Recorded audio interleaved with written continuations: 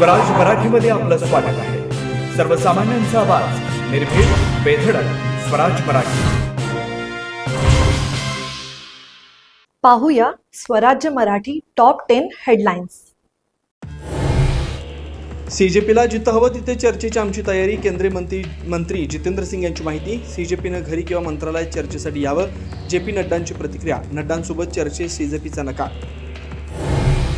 मुलांना मारल्यानंतर मुद्दा प्रधानांच्या राजीनाम्यापर्यंत राहिला नाही तर पंतप्रधानांच्या राजीनाम्यापर्यंत गेला. राज ठाकरेंचं वक्तव्य.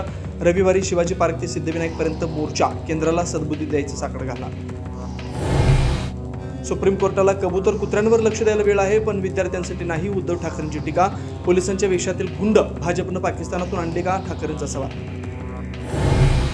पेपरफुटीतील दोषींना कठोर शिक्षेसाठी फास्ट ट्रॅक कोर्ट. पंतप्रधान मोदींची एक्सपोस्ट. युवकांच्या हिताशी तुम्ही सर्वाधिक खेळलात. विद्यार्थ्यांची माफी मागा. राहुल गांधींची पंतप्रधान मोदींवर टीका.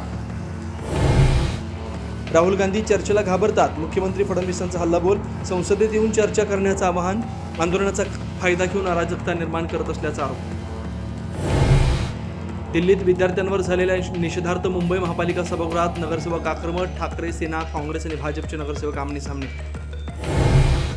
ठाणे आणि पालघर जिल्ह्याला हवामान विभागाचा रेड अलर्ट. डहाणू तलासरीत पूरस्थिती. अनेक घरांमध्ये पाणी तर ठाणे जिल्ह्यात अतिवृष्टीचा इशारा.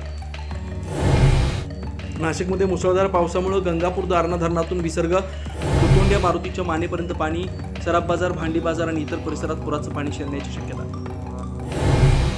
गुजरातच्या वलसाडला पावसानं झोडपलं. उंबरगावात 24 तासात 904 मिलीमीटर पाऊस. जनजीवन विस्कळीत.